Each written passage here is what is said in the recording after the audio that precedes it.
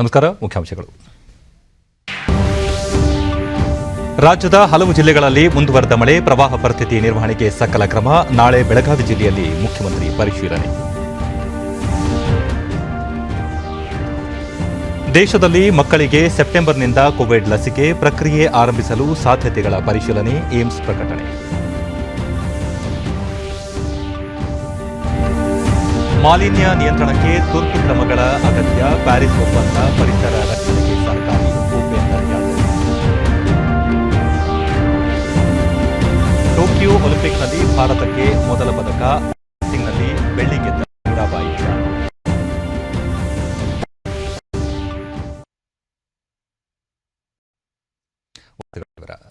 ರಾಜ್ಯದ ಬಹುತೇಕ ಜಿಲ್ಲೆಗಳಲ್ಲಿ ಭಾರೀ ಮಳೆಯಾಗುತ್ತಿದ್ದು, ಮುಂಜಾಗ್ರತಾ ಕ್ರಮಗಳನ್ನು ಕೈಗೊಳ್ಳುವಂತೆ ಮುಖ್ಯಮಂತ್ರಿ ಬಿಎಸ್ ಯಡಿಯೂರಪ್ಪ ಅಧಿಕಾರಿಗಳಿಗೆ ಸೂಚಿಸಿದ್ದಾರೆ. ಇಂದು ಬೆಳಗ್ಗೆಯೂ ಸಹ ಜಿಲ್ಲಾಧಿಕಾರಿಗಳು ಹಾಗೂ ಜಿಲ್ಲಾ ಉಸ್ತುವಾರಿ ಸಚಿವರುಗಳಿಂದ ಮಳೆ ಪರಿಸ್ಥಿತಿ ಕುರಿತು ಮಾಹಿತಿ ಪಡೆದಿದ್ದಾರೆ. ಸಚಿವರುಗಳು ಉಸ್ತುವಾರಿ ಜಿಲ್ಲೆಗಳಲ್ಲಿಯೇ ಉಳಿದು ಪರಿಸ್ಥಿತಿ ತಿಳಿಸಿದ್ದಾರೆ. ಬೆಳಗಾವಿ ಸೇರಿದಂತೆ ಹಲವು ಜಿಲ್ಲೆಗಳಲ್ಲಿ ಅತಿ ಹೆಚ್ಚು ಮಳೆಯಾಗಿದ್ದು, ಪ್ರವಾಹ ಪರಿಸ್ಥಿತಿ ಉಂಟಾಗಿದೆ. ಈ ಹಿನ್ನೆಲೆಯಲ್ಲಿ ಮುಖ್ಯಮಂತ್ರಿಯವರು ಬೆಳಗಾವಿ ಜಿಲ್ಲಾ ಪ್ರವಾಸ ಕೈಗೊಂಡು ಪರಿಸ್ಥಿತಿ ಅವಲೋಕಿಸಲಿದ್ದಾರೆ.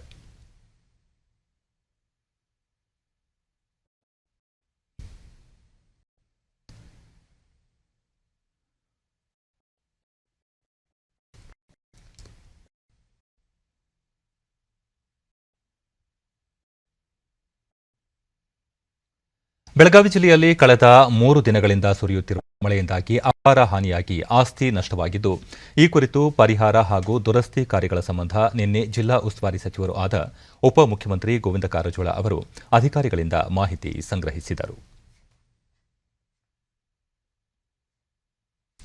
2 ತಂಡಗಳಿದೆ ನಮ್ಮ ಹತ್ರ ಇವತ್ತು.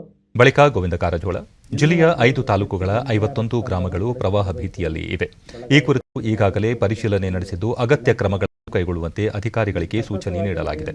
ಹಲವಾರು ರಾಷ್ಟ್ರೀಯ ಮತ್ತು ರಾಜ್ಯ ಹೆದ್ದಾರಿಗಳ ಸಂಪರ್ಕ ಕಡಿತಗೊಂಡಿದೆ. ನದಿ ಪಾತ್ರದ ಗ್ರಾಮಸ್ಥರನ್ನು ಸುರಕ್ಷಿತ ಸ್ಥಳಗಳಿಗೆ ತೆರಳಲು ಸೂಚನೆ ನೀಡಲಾಗಿದೆ. ಸಂತ್ರಸ್ತರಿಗಾಗಿ 26 ಗಂಜಿ ಕೇಂದ್ರಗಳನ್ನು ತೆರೆದಿದ್ದು, ಇದರಲ್ಲಿ 2,000 ಮಂದಿ ಆಶ್ರಯ ಪಡೆದಿದ್ದು, ಇವರಿಗೆ ಆಹಾರ, ಔಷಧೋಪಚಾರ ವ್ಯವಸ್ಥೆ ಮಾಡಲಾಗಿದೆ. ರಕ್ಷಣಾ ಕಾರ್ಯದಲ್ಲಿ 2 ಎನ್ಡಿಆರ್ಎಫ್ ತಂಡ ನಿರತವಾಗಿದೆ. ಹೆಚ್ಚುವರಿಯಾಗಿ ಇನ್ನೊಂದು ತಂಡವನ್ನು ನಿಯೋಜಿಸುವಂತೆ ಮುಖ್ಯಮಂತ್ರಿಗಳಿಗೆ ಮನವಿ ಮಾಡಲಾಗಿದೆ. ಒಟ್ಟು 224 ಮನೆಗಳಿಗೆ ಹಾನಿಯಾಗಿದ್ದು, ಪರಿಹಾರ ಒದಗಿಸುವಂತೆ ಈಗಾಗಲೇ ಜಿಲ್ಲಾಧಿಕಾರಿಗಳಿಗೆ ಸೂಚನೆ ನೀಡಲಾಗಿದೆ. ಬೆಳಗಾವಿ ವ್ಯಾಪ್ತಿಯಲ್ಲಿ 36 ಸೇತುವೆಗಳು ಮುಳುಗಡೆಯಾಗಿವೆ. ಧಾರವಾಡ, ಕಾರವಾರ ಸೇರಿ ವಿವಿಧೆಡೆ 350ಕ್ಕೂ ಹೆಚ್ಚು ರಸ್ತೆಗಳು ಹಾಳಾಗಿದ್ದು, ದುರಸ್ತಿಗಾಗಿ 50 ಕೋಟಿ ರೂಪಾಯಿ ಬಿಡುಗಡೆಗೆ ಮುಖ್ಯಮಂತ್ರಿಗಳಿಗೆ ಮನವಿ ಸಲ್ಲಿಸಲಾಗಿದೆ ಎಂದು ತಿಳಿಸಿದರು. ಸುಮಾರು 350 ಕೋಟಿ ರೂಪಾಯಿದಷ್ಟು ರಸ್ತೆ ಮತ್ತು ಸೇತುವೆಗಳ ಹಾನಿಯಾಗಿದೆ. ತುರ್ತು ರಿಪೇರಿಗೆ ಒಂದು 50 ಕೋಟಿ ರೂಪಾಯಿ ಬಿಡುಗಡೆ ಮಾಡಬೇಕು ಅಂತ ಸನ್ಮಾನ್ಯ ಮುಖ್ಯಮಂತ್ರಿಗಳಿಗೆ ವಿನಂತಿಯನ್ನು ಮಾಡಿದಲ್ಲಿ ಬಿಡಲಿಕ್ಕೆ ಒಪ್ಪಿಕೊಂಡಿದ್ದಾರೆ. ಮತ್ತು ಕಲ್ಲೊಳ್ಳಿ ಬ್ಯಾರೇಜ್ದು ಮೊನ್ನೆ ಮೀಟಿಂಗಲ್ಲೂ ಕೂಡ ಹೇಳಿದ್ದೆ, 35 ಕೋಟಿ ರೂಪಾಯಿ ಈಗ ತಾತ್ವಿಕವಾಗಿ ಒಪ್ಪಿಗೆಯನ್ನು ಕೊಟ್ಟಿದ್ದಾರೆ. ಕೂಡಲೇ ಅದನ್ನು DPR ತಯಾರು ಮಾಡಿ ಟೆಂಡರ್ ಕರೆದು ಅಕ್ಟೋಬರಿಗೆ ಕೆಲಸ ಶುರು ಮಾಡಬೇಕು ಅಂತೇಳಿ. ಎಡೆ ಬಿಡದೆ ಸುರಿದ ಮಳೆಯಿಂದಾಗಿ ಚಿಕ್ಕೋಡಿ ಪಟ್ಟಣದ ರಾಮನಗರದಲ್ಲಿ 12 ವರ್ಷದ ಬಾಲಕಿ ಹಳ್ಳದಲ್ಲಿ ಕೊಚ್ಚಿ ಹೋಗಿರುವ ಘಟನೆ ಸಂಭವಿಸಿದೆ. ಇಂದು ಬೆಳಗ್ಗೆ ಪತ್ತೆಯಾಗಿರುವ ಬಾಲಕಿಯ ಶವವನ್ನು ಕಿರಣ ವಿಭೂತಿ ಎಂದು ಗುರುತಿಸಲಾಗಿದೆ. ಬಾಲಕಿಗಾಗಿ ಅಗ್ನಿಶಾಮಕ ದಳದ ಸಿಬ್ಬಂದಿ ನಿನ್ನೆ ಇಡೀ ರಾತ್ರಿ ಶೋಧ ಕಾರ್ಯ ನಡೆಸಿತು. ಇಂದು ಬೆಳಗ್ಗೆ ನೀರಿನ ಪ್ರಮಾಣ ಕೊಂಚ ಇಳಿಮುಖವಾದ ಹಿನ್ನೆಲೆ ಹಳ್ಳದ ಪಕ್ಕ ಬಾಲಕಿಯ ಶವ ಪತ್ತೆಯಾಗಿದೆ.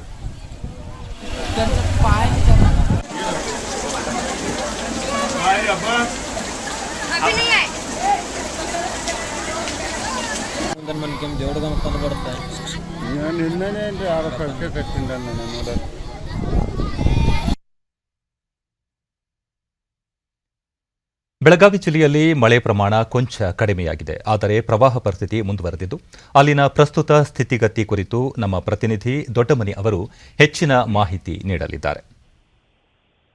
ನಮಸ್ಕಾರ ದೊಡ್ಡಮನಿ ಅವರೇ. ನಮಸ್ಕಾರ. ಬೆಳಗಾವಿ ಜಿಲ್ಲೆಯಲ್ಲಿ ಮಳೆ ಹಾಗೂ ಪ್ರವಾಹದ ಸದ್ಯದ ಪರಿಸ್ಥಿತಿ ಹೇಗಿದೆ ಅಂತ? ಕಳೆದ 3-4 ದಿನಗಳಿಂದ ಸುರಿದ ಭಾರಿ ಮಳೆಯಿಂದಾಗಿ ಬೆಳಗಾವಿ ಜಿಲ್ಲೆಯ ಜನಜೀವನ ಸಂಪೂರ್ಣವಾಗಿ ಅಸ್ತವ್ಯಸ್ತಗೊಂಡಿತ್ತು. ಇಂದು ಮಳೆಯ ಪ್ರಮಾಣ ಕಡಿಮೆ ಆಗಿದೆ. ಆದರೆ ಮಹಾರಾಷ್ಟ್ರದಲ್ಲಿ ಸುರಿತಿರ್ತಕ್ಕಂತ ಭಾರಿ ಮಳೆಯಿಂದಾಗಿ ಮತ್ತು ಅಲ್ಲಿಯ ಕೊಯ್ನಾ ಜಲಾಶಯ ಸೇರಿದಂತೆ ಬೇರೆ ಬೇರೆ ಇತರ ಜಲಾಶಯದಿಂದ ನೀರು ಬೇರೆ ಬೇರೆ ನದಿಗಳಿಗೆ ಹರಿದು ಬರ್ತಾ ಇದೆ. ವಿಶೇಷವಾಗಿ ಕೃಷ್ಣಾ ನದಿ ಮತ್ತು ಅದರ ಉಪನದಿಗಳಾಗಿರ್ತಕ್ಕಂಥ ವೇದಗಂಗಾ, ದೂದಗಂಗಾ ಈ ನದಿಗಳಿಗೆ ನೀರಿನ ಪ್ರಮಾಣ ಜಾಸ್ತಿ ಆಗಿದೆ. ಹಿಂಗಾಗಿ ಅಲ್ಲಿಯ ನದಿ ತೀರದ ಜನರನ್ನ ಸುರಕ್ಷಿತ ಸ್ಥಳಗಳಿಗೆ ತೆರಳಲಿಕ್ಕೆ ಈಗಾಗಲೇ ಜಿಲ್ಲಾಡಳಿತ ಸೂಚಿಸಿದೆ. ಮಳೆ ಪ್ರಮಾಣ ಕಡಿಮೆ ಆಗಿರೋದ್ರಿಂದ ಸ್ವಲ್ಪ ಸಮಾಧಾನ ಉಂಟಾಗಿದೆ. ನಾರಾಯಣ, ಜಿಲ್ಲಾಡಳಿತದಿಂದ ಯಾವೆಲ್ಲ ಪರಿಹಾರ ಕಾರ್ಯಗಳು ನಡೆದಿದೆ ಅಂತ ಅಲ್ಲಿ ತಕ್ಷಣ ಕ್ರಮ ಕೈಗೊಂಡಿರ್ತಕ್ಕಂಥ ಜಿಲ್ಲಾಡಳಿತ ಜಿಲ್ಲೆಯಲ್ಲಿ ಸುಮಾರು 51 ಗ್ರಾಮಗಳು ಜಲಾವೃತಗೊಳ್ಳುವ ಸಾಧ್ಯತೆ ಬಗ್ಗೆ ಗುರುತಿಸಲಾಗಿದೆ. ಹೀಗಾಗಿ ನದಿ ತೀರದ ಹತ್ರ ಇದ್ದಿರ್ತಕ್ಕಂಥ ಗ್ರಾಮದ ಜನರನ್ನ ಸುರಕ್ಷಿತ ಸ್ಥಳಗಳಿಗೆ ತೆರಳಲಿಕ್ಕೆ ಈಗಾಗಲೇ ಹೇಳಿ ಅವರನ್ನ ಸುರಕ್ಷಿತ ಸ್ಥಳಗಳಿಗೆ ಸಾಗಿಸಲಿಕ್ಕೆ ವ್ಯವಸ್ಥೆ ಮಾಡಲಾಗಿದೆ. ಜೊತೆಗೆ ಪರಿಹಾರ ಕೇಂದ್ರಗಳನ್ನು ಸಹಿತ ತೆರೆಯಲಾಗಿದೆ. ಅಲ್ಲಿ ವೈದ್ಯಕೀಯ ವ್ಯವಸ್ಥೆ ಸೇರಿದಂತೆ ಅವರಿಗೆ ಬೇಕಾಗಿರ್ತಕ್ಕಂಥ ಮೂಲಭೂತ ಸೌಕರ್ಯಗಳ ಎಲ್ಲಾ ವ್ಯವಸ್ಥೆಯನ್ನ ಕಲ್ಪಿಸಲಾಗಿದೆ. ಜೊತೆಗೆ NDRF ತಂಡಗಳು ಕಾರ್ಯನಿರತವಾಗಿವೆ ಜನರನ್ನ ಸಾಗಿಸುವಲ್ಲಿ. ಜೊತೆಗೆ ಯಾವುದೇ ರೀತಿ ಕೊರತೆ ಆಗಲಾರ್ದಂಗ ತೊಂದರೆ ಆಗಲಾರಂತ ರೀತಿ ಒಳಗ ಜಿಲ್ಲಾ ಆಡಳಿತದ ಹಿರಿಯ ಅಧಿಕಾರಿಗಳು ಸೇರಿರ್ಬೋದು, ಇನ್ನುಳಿದ ಅಧಿಕಾರಿಗಳು ತಂಡದ ರೂಪದೊಳಗ ಕ್ರಿಯಾಶೀಲ ಆಗಿದ್ದಾರೆ. ನಾರಾಯಣ, ನಾಳೆ ಮುಖ್ಯಮಂತ್ರಿಗಳು ಬೆಳಗಾವಿಗೆ ಭೇಟಿ ನೀಡ್ತಾ ಇದ್ದಾರೆ. ಯಾವೆಲ್ಲ ಪ್ರದೇಶಗಳಲ್ಲಿ ಅವರು ಪರಿಶೀಲನೆ ನಡೆಸಿದ್ದಾರೆ ಅಂತ?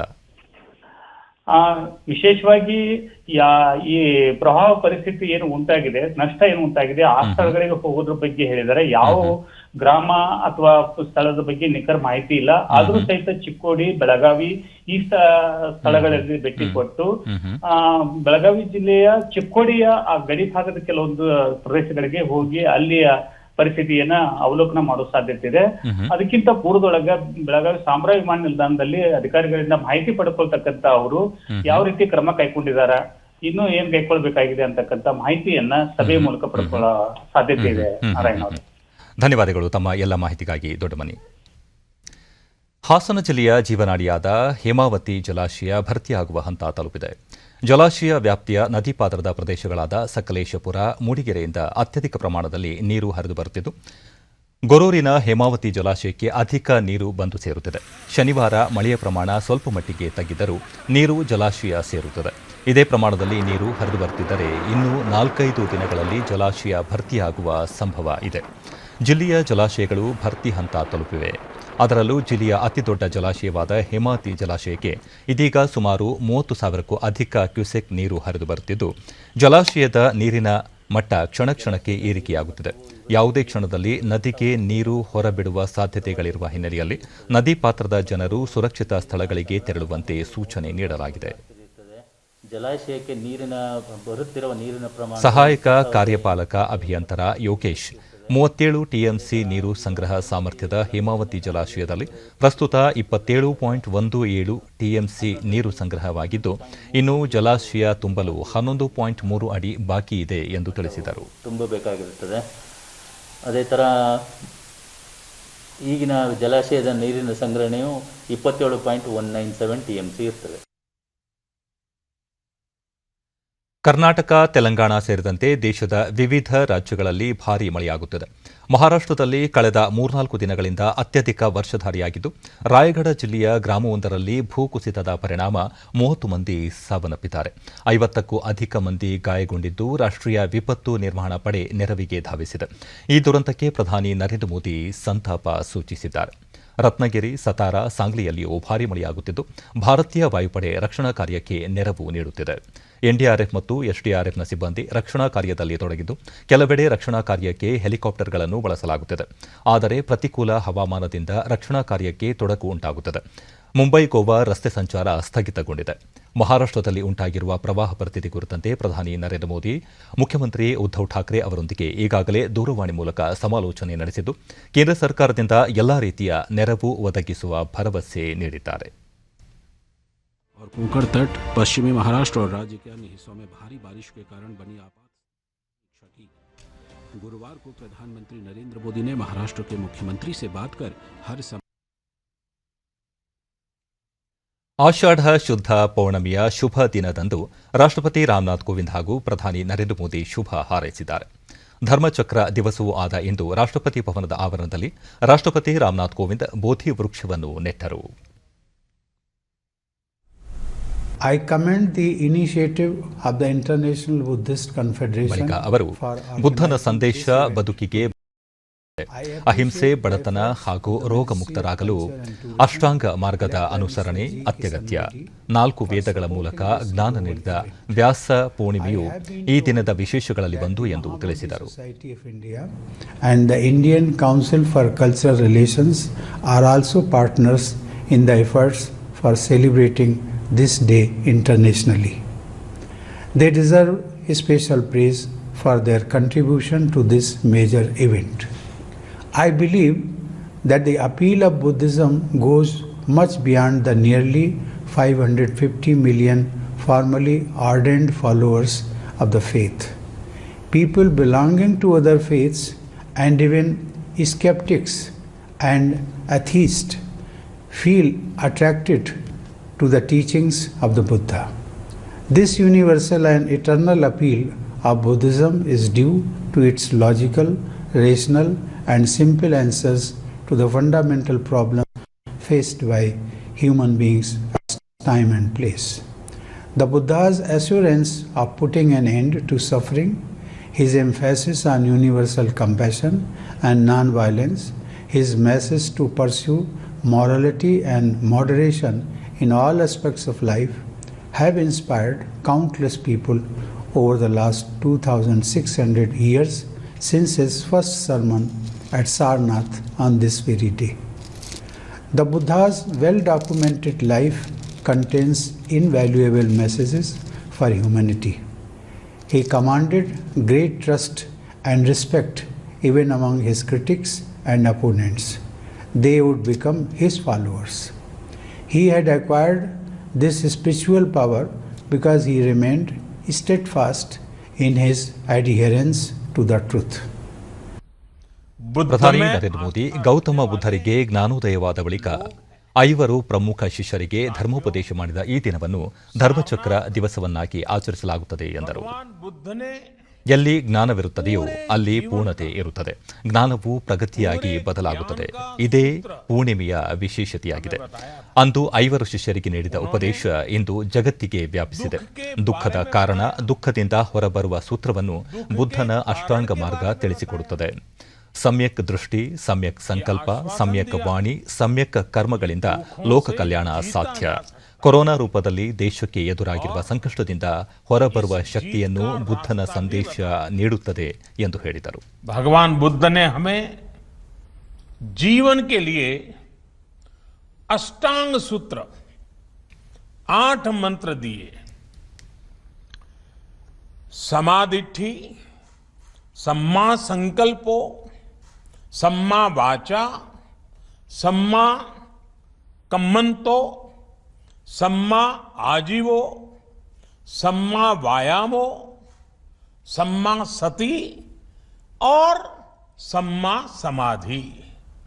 यानी कि सम्यक दृष्टि, सम्यक संकल्प, सम्यक वाणी, सम्यक कर्म, सम्यक आजीविका, सम्यक प्रयास, सम्यक मन, सम्यक समाधि यानी मन की एकाग्रता. भगवान बुद्ध हमारे लिए और भी प्रासंगिक हो जाते हैं. बुद्ध के मार्ग पर चलकर ही बड़ी से बड़ी चुनौती का सामना हम कैसे कर सकते हैं, भारत ने ये करके दिखाया है. ದೇಶದಲ್ಲಿನ ಮಕ್ಕಳಿಗೆ ಸೆಪ್ಟೆಂಬರ್ನಲ್ಲಿ ಕೋವಿಡ್ ಲಸಿಕೆ ನೀಡುವ ಪ್ರಕ್ರಿಯೆ ಆರಂಭವಾಗುವ ನಿರೀಕ್ಷೆ ಇದೆ ಎಂದು ಏಮ್ಸ್ ನಿರ್ದೇಶಕ ಡಾ ರಣದೀಪ್ ಗುಲೇರಿಯಾ ತಿಳಿಸಿದ್ದಾರೆ. ಖಾಸಗಿ ಸುದ್ದಿವಾಹಿನಿಗೆ ನೀಡಿರುವ ಸಂದರ್ಶನದಲ್ಲಿ ಅವರು ಝೈಡಸ್ ಎಂಬ ಸಂಸ್ಥೆ ಈಗಾಗಲೇ ಮಕ್ಕಳ ಮೇಲೆ ಲಸಿಕೆ ಪ್ರಯೋಗ ನಡೆಸಿದೆ. ವರದಿಗಾಗಿ ಕಾಯುತ್ತಿದೆ.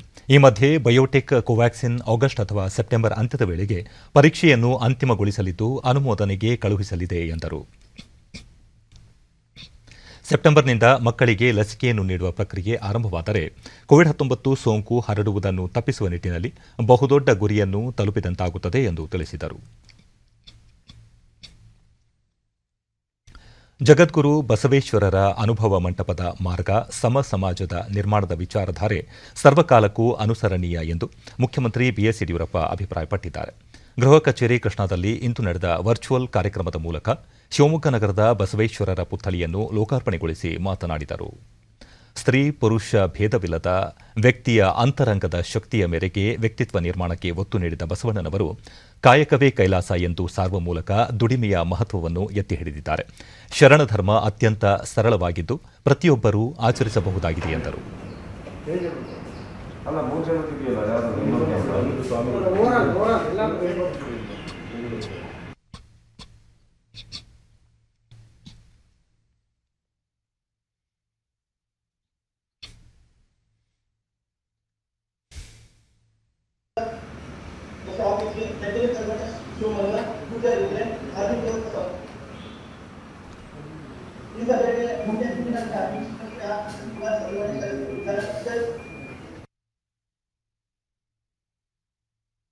ತುರ್ತು ಸಂದರ್ಭದಲ್ಲಿ ರೈಲ್ವೆ ಪ್ರಯಾಣಿಕರು ನೇರವಾಗಿ ಸಹಾಯ ಕೇಂದ್ರ ಹಾಗೂ ಸ್ಥಳೀಯ ಪೊಲೀಸ್ ಸಿಬ್ಬಂದಿ ಸಹಾಯ ಪಡೆಯಲು ದೇಶದಲ್ಲೇ ಪ್ರಥಮ ಬಾರಿಗೆ ರಾಜ್ಯ ರೈಲ್ವೆ ಪೊಲೀಸ್ ಇಲಾಖೆಯು ಪ್ರಯಾಣಿಕರಿಗೆ ವಿಸಿಟಿಂಗ್ ಕಾರ್ಡ್ ನೀಡುವ ವಿನೂತನ ಕಾರ್ಯಯೋಜನೆ ಪ್ರಾರಂಭಿಸಿದ್ದು ಸಾರ್ವಜನಿಕರಿಂದ ವ್ಯಾಪಕ ಪ್ರಶಂಸೆ ವ್ಯಕ್ತವಾಗಿದೆ.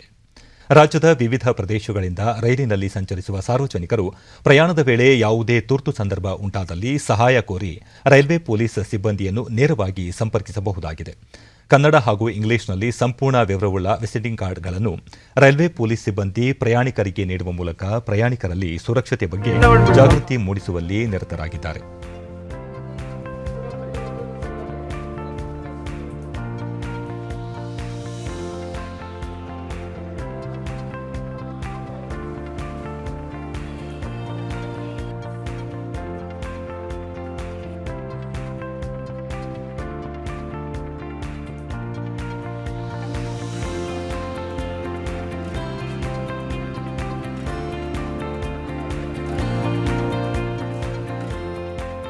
ಡಿಡಿ ನ್ಯೂಸ್ನೊಂದಿಗೆ ಪ್ರಯಾಣಿಕರಾದ ಪ್ರೇಮಾ ಕುಮಾರಿ, ಪೊಲೀಸ್ ಸಿಬ್ಬಂದಿ ಸಂಪರ್ಕವುಳ್ಳ ವಿಸಿಟಿಂಗ್ ಕಾರ್ಡ್ ನೀಡಿರುವುದು ಉತ್ತಮ ಕಾರ್ಯವಾಗಿದೆ. ಇದರಿಂದ ಮಹಿಳೆಯರಿಗೆ ಅನುಕೂಲವಾಗಲಿದೆ ಎಂದರು. ಲೇಡೀಸ್ಗೆಲ್ಲ ತುಂಬ ಹೆಲ್ಪ್ ಆಗಿದೆ. ಏನೇ ಪ್ರಾಬ್ಲಮ್ ಆದರೂ ಇದರಲ್ಲಿಂದ ಕಾಂಟ್ಯಾಕ್ಟ್ ಮಾಡ್ಬೋದು. ಎಲ್ಲ ರೀತಿ ಹೆಲ್ಪ್ ಆಗುತ್ತೆ. ಇದರಲ್ಲಿ ಲೇಡೀಸ್ಗೆ ಒಬ್ಬರೇ ಜರ್ನಿ ಮಾಡೋದ್ರಿಂದ ತುಂಬ ಹೆಲ್ಪ್ ಆಗುತ್ತೆ. ಕಾಂಟ್ಯಾಕ್ಟ್ ನಂಬರ್ ತೊಗೊಂಡು ಏನಾದ್ರು ಹೆಲ್ಪ್ ಬೇಕಾದ್ರೆ ಕೇಳ್ಬೋದು ಕಾರ್ಡಿಂದ. ಮತ್ತೋರ್ವ ಪ್ರಯಾಣಿಕರಾದ ರಕ್ಷಿತಾ ಕೆಲಸದ ನಿಮಿತ್ತ ಸದಾ ರೈಲಿನಲ್ಲಿ ಪ್ರಯಾಣ ಮಾಡುತ್ತಿದ್ದು ರೈಲ್ವೆ ಪೊಲೀಸರವರ ವಿನೂತನ ಕಾರ್ಯದಿಂದ ಯಾವುದೇ ತುರ್ತು ಸಂದರ್ಭದಲ್ಲಿ ನೇರವಾಗಿ ಪೊಲೀಸ್ ಸಿಬ್ಬಂದಿ ನೆರವು ಪಡೆಯುವ ಅವಕಾಶ ಕಲ್ಪಿಸಿರುವುದು ಪ್ರಶಂಸನೀಯ ಎಂದರು. ಬಿಕಾಸ್ ನಾವು ಯಾವಾಗಲೂ ಮೈಸೂರಿಂದ ಬ್ಯಾಂಗ್ಳೂರಿಗೆ ಯೂಶಲಿ ಟ್ರಾವೆಲ್ ಮಾಡ್ತಾ ಇರ್ತೀವಿ. ಆ್ಯಂಡ್ ಮೇಯ್ನಾಗಿ ನಾವು ನೈಟ್ ಟೈಮ್ಸ್ ಎಲ್ಲ ಫ್ರೈಡೇಸು ಸ್ಯಾಟರ್ಡೆ ಸಂಡೇ ಮನೇಲಿ ಕಳಿಯಬೇಕು, ಟೈಮ್ ಸ್ಪೆಂಡ್ ಮಾಡೋಕ್ಕೋಸ್ಕರ ನೈಟ್ ಜರ್ನಿ ಮಾಡ್ತಿರ್ತೀವಿ. ಸೊ ಯೂಶಲಿ ಎಷ್ಟೇ ಕಾನ್ಫಿಡೆಂಟ್ ಆಗಿದ್ದರೂ ನಾವು ನಮಗೆ ಒಳಗಡೆ ಒಂದು ಭಯ ಇದ್ದೇ ಇರುತ್ತೆ. ಲೈಕ್ ಸಡನ್ನಾಗಿ ಯಾರೂ ರೆಸ್ಪಾಂಡ್ ಮಾಡೋಲ್ಲ. ಈಗ ಒಂದು ಪಕ್ಷ ನನ್ನ ಫ್ಯಾಮಿಲಿಗೆ ಕಾಲ್ ಮಾಡಿದ್ರು ಅವ್ರು ಬ್ಯುಸಿಯಾಗಿ ರಿಸೀವ್ ಮಾಡಿಲ್ಲ ಅಂದರೆ ಅಟ್ಲೀಸ್ಟ್ ಯಾರಾದರೂ ಒಬ್ಬರು ನಮಗಿದ್ದಾರೆ ಅಂತಂದರೆ ನಮಗೂ ಒಂದು ಎಕ್ಸ್ಟ್ರಾ ಕಾನ್ಫಿಡೆನ್ಸ್ ಇದ್ದಂಗೆ ಇರುತ್ತೆ. ಆ್ಯಂಡ್ ಖುಷಿ ಆಗುತ್ತೆ. ಈ ಥರ ಹೊಸ ಹೊಸ ಕಾನ್ಸೆಪ್ಟ್ಸ್ ತಂದರೆ ಲೈಕ್ ಎಲ್ಲರಿಗೂ ಹೆಲ್ಪ್ ಆಗುತ್ತೆ ಪಬ್ಲಿಕ್ಗೆ. ಹಿರಿಯ ನಾಗರಿಕ ಬಸವರಾಜು ಸಂಪೂರ್ಣ ಸಂಪರ್ಕ ಮಾಹಿತಿಯುಳ್ಳ ವಿಸಿಟಿಂಗ್ ಕಾರ್ಡ್ ನೀಡಿರುವುದರಿಂದ ವೃದ್ಧರು ಯಾವುದೇ ತುರ್ತು ಆರೋಗ್ಯ ಸಂದರ್ಭದಲ್ಲಿ ನೇರವಾಗಿ ಸಿಬ್ಬಂದಿಯ ಸಹಾಯ ಪಡೆಯಬಹುದಾಗಿದೆ ಎಂದರು. ಇದು ಎಲ್ರಿಗೂ ಅನುಕೂಲ ಆಗೋದು ಬೇಕಿಲ್ವಾ ಸರ್? ಅದು ಖಂಡಿತ ಒಳ್ಳೇದು ಸರ್. ಇದು ಥ್ಯಾಂಕ್ ಯು ಸರ್. ನೀವು ಇಷ್ಟು ಇದನ್ನು ಮಾಡಿ ಇದನ್ನು ಪ್ರತಿಯೊಬ್ಬ ಪ್ರಜೆಗಳಿಗೆ ಅನುಕೂಲ ಆಗಲಿ ಅಂತ ಮಾಡ್ತಿರೋದು ತುಂಬ ಯೂಸ್ಫುಲ್ ಆಗಿದೆ ಸರ್. ರಾಜ್ಯ ರೈಲ್ವೆ ಪೊಲೀಸ್ ವಿಭಾಗದ ಹೆಚ್ಚುವರಿ ಪೊಲೀಸ್ ಮಹಾನಿರ್ದೇಶಕರಾದ ಭಾಸ್ಕರ್ ರಾವ್ ರೈಲ್ವೆ ಪ್ರಯಾಣಿಕರು ಯಾವುದೇ ತುರ್ತು ಸಂದರ್ಭದಲ್ಲಿ ಸಿಬ್ಬಂದಿ ಸಹಾಯ ಪಡೆಯಲು ಸಹಾಯಕ್ಕೆ ಸಿದ್ಧ ಎಂಬ ಧ್ಯೇಯದೊಂದಿಗೆ ರಾಜ್ಯ ರೈಲ್ವೆ ಪೊಲೀಸ್ ವಿಭಾಗವು ಇಮೇಲ್ ಐಡಿ, ಸಹಾಯ ಕೇಂದ್ರದ ದೂರವಾಣಿ ಸಂಖ್ಯೆ, ಸ್ಥಳೀಯ ಪೊಲೀಸ್ ಠಾಣಾ ಸಂಪರ್ಕ ಸಂಖ್ಯೆಯುಳ್ಳ ವಿಸಿಟಿಂಗ್ ಕಾರ್ಡ್ಗಳನ್ನು ರಾಜ್ಯದಾದ್ಯಂತ ರೈಲು ನಿಲ್ದಾಣಗಳಲ್ಲಿ ಪ್ರಯಾಣಿಕರಿಗೆ ನೀಡುವ ಮೂಲಕ ಅವರಲ್ಲಿ ಸುರಕ್ಷತೆ ಜಾಗೃತಿ ಮೂಡಿಸಲಾಗುತ್ತಿದೆ. ಪ್ರಯಾಣಿಕರು ಈ ಸೇವೆಯನ್ನು ಸದುಪಯೋಗ ಪಡಿಸಿಕೊಳ್ಳಬೇಕು. ಇಂತಹ ಜನಸ್ನೇಹಿ ಪೊಲೀಸ್ ಕಾರ್ಯವೈಖರಿಯಿಂದ ಕಾನೂನು ಸುವ್ಯವಸ್ಥೆ ಸುಧಾರಿಸಲು ಸಾಧ್ಯವಾಗಲಿದೆ ಎಂದರು. ಹಿರಿಯ ನಾಗರಿಕರು ಮತ್ತು ಬೇರೆ ರಾಜ್ಯದ ಭಾಷೆ ಗೊತ್ತಿಲ್ಲದಿರೋರು ಇತ್ಯಾದಿಗಳಿಗೆ ಈ ಕಾರ್ಡು ನಮ್ಮ ಸಿಬ್ಬಂದಿಯವರು ಕೊಟ್ಟು ನಿಮಗೇನೋ ಸಮಸ್ಯೆ ಇದೆ ನಮ್ಮ ಸಂಪರ್ಕ ಮಾಡಿ ಅಂತ ಹೇಳಿದ್ರೆ ನೇರವಾಗಿ ಒಂದು ಪೊಲೀಸ್ ಇಲಾಖೆ ಮತ್ತು ಸಾರ್ವಜನಿಕರ ಮಧ್ಯ ಒಂದು ಬಲಿಷ್ಠವಾದ ಪ್ರೀತಿಯ ಸೇತುವೆ ಇರುತ್ತೆ. ಇದು ಸಮವಸ್ತ್ರ ಸಿಬ್ಬಂದಿ ಸ್ನೇಹಪೂರ್ವಕವಾಗಿ ಸಾರ್ವಜನಿಕರ ಜೊತೆ ಮಾತನಾಡಿದ್ರೆ ಕಾನೂನು ಸುವ್ಯವಸ್ಥೆ ಇನ್ನೂ ಉತ್ತಮ ರೀತಿಯಲ್ಲಿ ಹತೋಟಿಗೆ ಬರುತ್ತೆ ಅಂತ ನಮ್ಮ ವಿಶ್ವಾಸ. ಮತ್ತು ಎಲ್ಲಕ್ಕಿಂತ ಮುಖ್ಯವಾಗಿ ಕೆಳ ಒಂದು ಬಲವರ್ಧನಾ ಕಾರ್ಯಕ್ರಮ ಇದು. ಮತ್ತು ಅವರಲ್ಲಿ ನಾವು ವಿಶ್ವಾಸ ಇಟ್ಕೊಂಡಿದ್ದೀವಿ, ಅವ್ರ ಮೇಲೆ ನಂಬಿಕೆ ಇಟ್ಕೊಂಡಿದ್ದೀವಿ ಅಂತ ನಾವು ಒಂದು ಅವಕಾಶ ಕೊಟ್ಟರೆ ಅವ್ರು ಚೆನ್ನಾಗಿ ನಡ್ಕೊಂಡು ಹೋಗ್ತಾರೆ.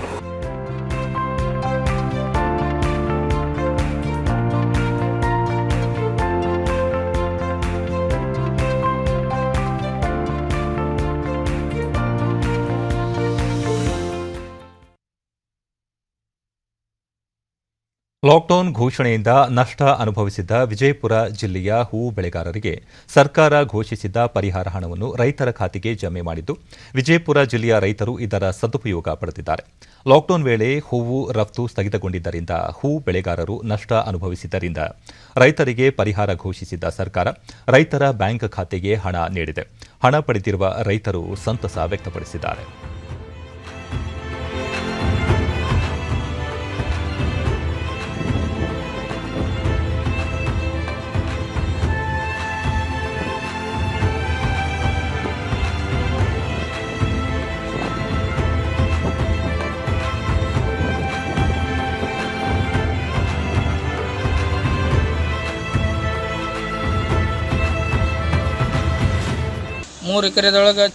ಡಿಡಿ ನ್ಯೂಸ್ನೊಂದಿಗೆ ಹೂವು ಬೆಳೆಗಾರರಾದ ರಮೇಶ್ ನಾಮನೆ, ಸರ್ಕಾರ ನೀಡಿರುವ ಪರಿಹಾರ ಧನದಿಂದ ಔಷಧ ಗೊಬ್ಬರ ಖರೀದಿ ಮಾಡಿ ಹೂವಿಗೆ ಸಿಂಪಡಿಸುತ್ತಿದ್ದೇವೆ ಎಂದರು. ಅಂದ್ರೆ ಏನೈತಿ ಸಮಸ್ಯೆ ಆಗ್ಬಿಟ್ಟಿತ್ತು ನಮ್ದು. ಮಾರ್ಕೆಟ್ ಎಲ್ಲಿ ಕಳ್ಸಕ್ಕೆ ಬರಲ್ಲ, ಏನಿಲ್ಲ, ಗಿಡದಲ್ಲಿ ಎಲ್ಲ ವೇಸ್ಟ್ ಆಗಿಬಿಡ್ತು.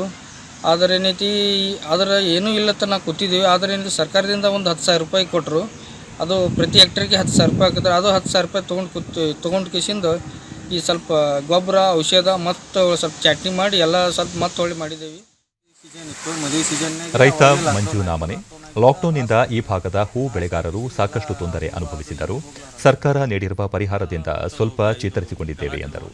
ಚೆಂಡು ಹೂವು ಬೆಳೆದಿದ್ದೇವೆ, ಲಾಸ್ ಆಗಿ ಸಂಬಂಧ ಇದ್ರ ಪರಿಹಾರ ಹಣ ಅಂತ ಹೇಳಿ 10,000 ಕೊಟ್ಟಿದ್ದಾರೆ. ಅದರದಿಂದ ಏನೈತಿ ನಾವು ಈ ಸದ್ ಗಳೆ ಹೊಡ್ಯಾಕ ಔಷಧ ಗೊಬ್ಬರ ಮಾಡಿದ್ವಿ. ದೇಶದಲ್ಲಿ ಕಳೆದ 24 ಗಂಟೆಗಳಲ್ಲಿ 39,097 ಹೊಸ ಕೊರೋನಾ ಸೋಂಕು ಪ್ರಕರಣಗಳು ದಾಖಲಾಗಿವೆ. ಒಟ್ಟು ಸೋಂಕಿತರ ಸಂಖ್ಯೆ 3,13,32,159ಕ್ಕೆ ತಲುಪಿದೆ. ಇದೇ ಅವಧಿಯಲ್ಲಿ 35,087 ಮಂದಿ ಚೇತರಿಸಿಕೊಂಡು ವಿವಿಧ ಆಸ್ಪತ್ರೆಗಳಿಂದ ಬಿಡುಗಡೆಯಾಗಿದ್ದಾರೆ. ಇದರೊಂದಿಗೆ ಒಟ್ಟಾರೆ ಗುಣಮುಖರಾದವರ ಸಂಖ್ಯೆ 3,05,03,166ಕ್ಕೆ ಹೆಚ್ಚಳವಾಗಿದೆ. ಚೇತರಿಕೆ ಪ್ರಮಾಣ 97.35%. ಒಟ್ಟು 4,08,977 ಸಕ್ರಿಯ ಪ್ರಕರಣಗಳು ಇವೆ. ಈ ಪ್ರಮಾಣ 1.31%. ಇದೇ ಅವಧಿಯಲ್ಲಿ 546 ಮಂದಿ ಮೃತಪಟ್ಟಿದ್ದು, ಇದರೊಂದಿಗೆ ಒಟ್ಟಾರೆ 4,20,16 ಮಂದಿ ಸಾವಿಗೀಡಾದಂತಾಗಿದೆ. ಇದು 2.22%.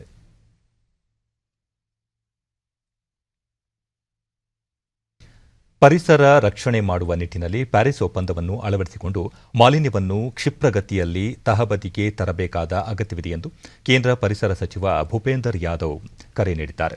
G20 ಹವಾಮಾನ ಶೃಂಗಸಭೆಯ ಸಮಾರೋಪ ಸಮಾರಂಭ ಮತ್ತು ಹವಾಮಾನ ಬದಲಾವಣೆ ಕುರಿತಾದ ಸಮಾವೇಶದಲ್ಲಿ ಮಾತನಾಡಿ, ಈ ದಶಕದಲ್ಲಿ ಜಾಗತಿಕ ಹವಾಮಾನ ಕ್ರಮಕ್ಕಾಗಿ ವಿಜ್ಞಾನಕ್ಕೆ ಹೆಚ್ಚಿನ ಒತ್ತು ನೀಡುವ ನಿಟ್ಟಿನಲ್ಲಿ G20 ದೇಶಗಳು ಸ್ಪಂದಿಸಬೇಕು ಎಂದು ಹೇಳಿದರು. ಪ್ಯಾರಿಸ್ ಒಪ್ಪಂದವನ್ನು ಅನುಷ್ಠಾನಕ್ಕೆ ತರುವ ನಿಟ್ಟಿನಲ್ಲಿ ಭಾರತ ಬದ್ಧವಾಗಿದೆ. ಈ ದಿಸೆಯಲ್ಲಿ ಪ್ರಧಾನಿ ನರೇಂದ್ರ ಮೋದಿ ಅವರು 2030ರ ವೇಳೆಗೆ 450 ಗಿಗಾವ್ಯಾಟ್ನಷ್ಟು ಪುನರ್ ನವೀಕರಣಗೊಳಿಸಬಹುದಾದ ಇಂಧನ ಉತ್ಪಾದನೆಗೆ ಒತ್ತು ನೀಡಿದ್ದಾರೆ ಎಂದರು. ಹವಾಮಾನ ಬದಲಾವಣೆಗೆ ಸಂಬಂಧಿಸಿದಂತೆ ಭಾರತ ಸರ್ಕಾರವು ಹಲವಾರು ಕ್ರಮಗಳನ್ನು ಕೈಗೊಂಡಿದ್ದು, ಹವಾಮಾನ ಬದಲಾವಣೆ ಯಾವುದೇ ಸನ್ನಿವೇಶಗಳನ್ನು ಸಮರ್ಥವಾಗಿ ಎದುರಿಸಲು ಬದ್ಧವಾಗಿದೆ ಎಂದು ಅವರು ಹೇಳಿದರು. ಕೋವಿಡ್-19 ಸಂಕಷ್ಟಕ್ಕೆ ಸಿಲುಕಿರುವ ನೆರೆ ದೇಶಗಳಿಗೆ ನೆರವಾಗುವ ತನ್ನ ಬದ್ಧತೆಯನ್ನು ಮುಂದುವರಿಸಿರುವ ಭಾರತ ಇದೀಗ ಬಾಂಗ್ಲಾದೇಶಕ್ಕೆ 20 ಮೆಟ್ರಿಕ್ ಟನ್ನಷ್ಟು ಆಮ್ಲಜನಕವನ್ನು ರವಾನಿಸಲು ನಿರ್ಧರಿಸಿದೆ. ಭಾರತೀಯ ರೈಲ್ವೆಯ ಆಕ್ಸಿಜನ್ ಎಕ್ಸ್‌ಪ್ರೆಸ್ ಭಾನುವಾರ ಈ ದ್ರವ ರೂಪದ ವೈದ್ಯಕೀಯ ಆಮ್ಲಜನಕವನ್ನು ಬಾಂಗ್ಲಾದೇಶಕ್ಕೆ ಕೊಂಡೊಯ್ಯಲಿದೆ. ಚಕ್ರಧಾರಪುರದ ಟಾಟಾನಗರದಲ್ಲಿ ವಿಶೇಷ ಗೂಡ್ಸ್ ರೈಲಿನ 10 ಕಂಟೇನರ್ಗಳಿಗೆ ಆಮ್ಲಜನಕವನ್ನು ತುಂಬಿಸುವ ಕಾರ್ಯ ಪೂರ್ಣಗೊಂಡಿದೆ. ಈ ಆಕ್ಸಿಜನ್ ಎಕ್ಸ್‌ಪ್ರೆಸ್ ಭಾನುವಾರ ಬಾಂಗ್ಲಾದೇಶದ ಬೆನಾಪೋಲ್ ರೈಲು ನಿಲ್ದಾಣಕ್ಕೆ ತೆರಳಲಿದೆ.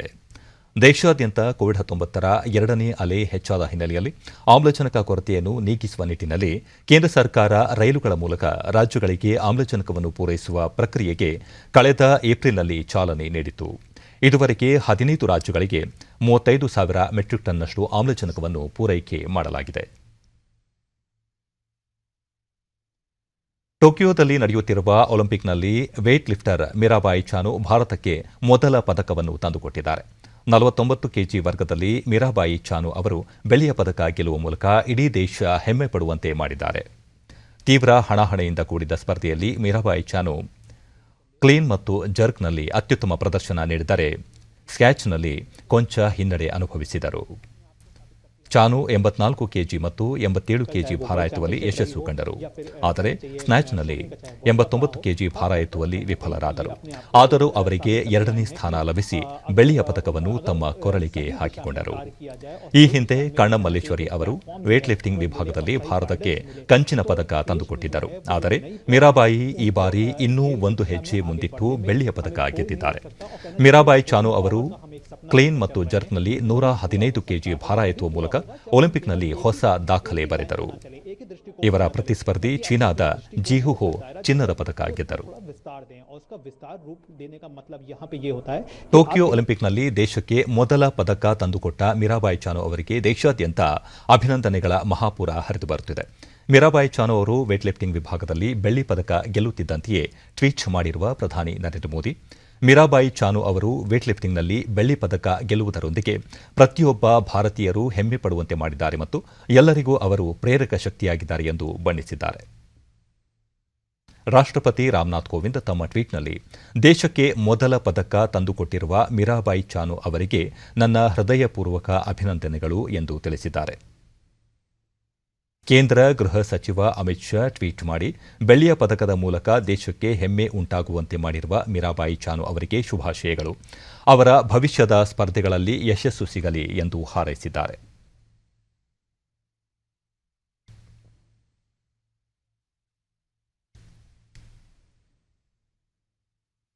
ಕೇಂದ್ರ ಕ್ರೀಡಾ ಸಚಿವ ಅನುರಾಗ್ ಠಾಕೂರ್ ಮೀರಾಬಾಯಿ ಚಾನು ದೇಶಕ್ಕೆ ಮೊದಲ ಪದಕ ಗೆಲ್ಲುವ ಮೂಲಕ ಇಡೀ ದೇಶ ಹೆಮ್ಮೆ ಪಡುವಂತೆ ಮಾಡಿದ್ದಾರೆ ಎಂದು ತಮ್ಮ ಟ್ವೀಟ್ನಲ್ಲಿ ಹೇಳಿದ್ದಾರೆ.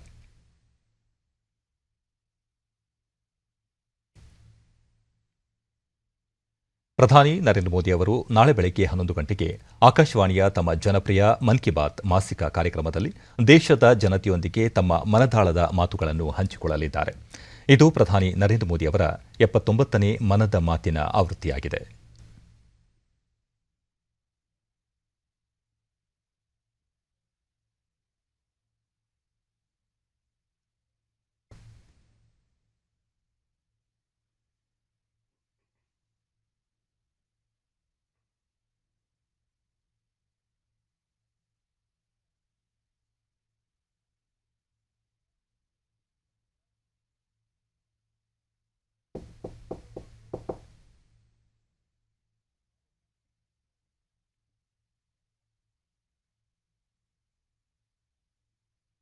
ಬೆಂಗಳೂರು ದೂರದರ್ಶನ ಕೇಂದ್ರದ ಪ್ರಾದೇಶಿಕ ಸುದ್ದಿ ವಿಭಾಗ ಪ್ರಸ್ತುತಪಡಿಸುವ ತಿಂಗಳ ವಾರ್ತಾ ಸಂಚಯ ಸುದ್ದಿ ಸೌರಭದ 68ನೇ ಸಂಚಿಕೆ ಇದೇ ಭಾನುವಾರ 25ರಂದು ಸಂಜೆ 6:30ಕ್ಕೆ ಪ್ರಸಾರವಾಗಲಿದೆ.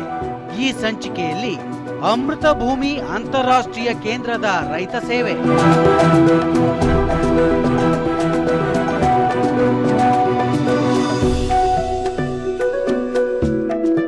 ಅಡುಗೆ ಅನಿಲವಾದ ಅಡುಗೆ ಮನೆ ಹಸಿ ತ್ಯಾಜ್ಯ,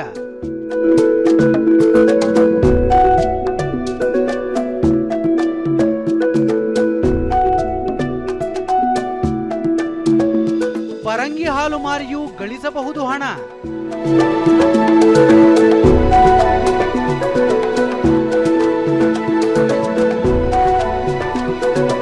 ಆನ್ಲೈನ್ ಕಲಿಕೆಗೆ ಹಾಡು ಭಾವಾಭಿನಯದ ಸ್ಪರ್ಶ,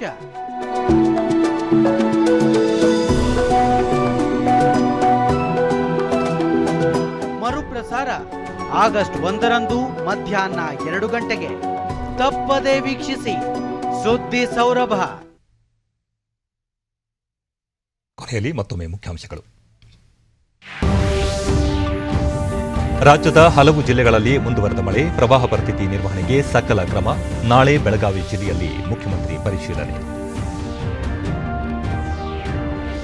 ದೇಶದಲ್ಲಿ ಮಕ್ಕಳಿಗೆ ಸೆಪ್ಟೆಂಬರ್ನಿಂದ ಕೋವಿಡ್ ಲಸಿಕೆ ಪ್ರಕ್ರಿಯೆ ಆರಂಭಿಸಲು ಸಾಧ್ಯತೆಗಳ ಪರಿಶೀಲನೆ, ಏಮ್ಸ್ ಪ್ರಕಟಣೆ.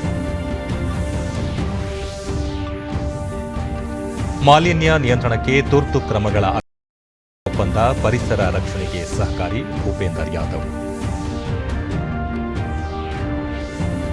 ಟೋಕಿಯೋ ಒಲಿಂಪಿಕ್ನಲ್ಲಿ ಭಾರತಕ್ಕೆ ಮೊದಲ ಪದಕ.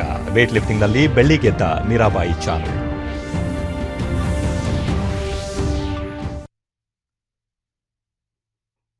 ನಮ್ಮ ವಾರ್ತಾ ಪ್ರಸಾರವನ್ನು ನೀವು ಡಿಡಿ ಚಂದನ ನ್ಯೂಸ್ ಯೂಟ್ಯೂಬ್ ಚಾನಲ್ನಲ್ಲೂ ವೀಕ್ಷಿಸಬಹುದು. ವೀಕ್ಷಕರೇ, ಈಗ ನಾನು ಸ್ಟುಡಿಯೋದಿಂದ ತೆರಳುತ್ತಿರುವ ಕಾರಣ ಮಾಸ್ಕ್ ಧರಿಸುತ್ತಿದ್ದೇನೆ. ನೀವು ಸಹ ಮನೆಯಿಂದ ಹೊರ ಹೋಗುವ ಮುನ್ನ ಸರಿಯಾದ ಕ್ರಮದಲ್ಲಿ ತಪ್ಪದೇ ಮಾಸ್ಕ್ ಧರಿಸಿ. ವ್ಯಕ್ತಿಗತ ಅಂತರ ಕಾಪಾಡಿಕೊಳ್ಳುವುದರೊಂದಿಗೆ ನೀವು ಸುರಕ್ಷಿತವಾಗಿರಿ, ನಿಮ್ಮವರನ್ನು ಸುರಕ್ಷಿತವಾಗಿ ಇರಿಸಿ. ನೈರ್ಮಲ್ಯಕ್ಕೆ ಆದ್ಯತೆ ನೀಡುವುದರ ಜೊತೆಗೆ ಸೋಂಕು ತಡೆಗೆ ಕೋವಿಡ್-19 ಲಸಿಕೆ ಪಡೆಯುವುದು ಅಗತ್ಯ. ನಮ್ಮ ಮುಂದಿನ ವಾರ್ತಾ ಪ್ರಸಾರ ಸಂಜೆ 7 ಗಂಟೆಗೆ. ನಮಸ್ಕಾರ.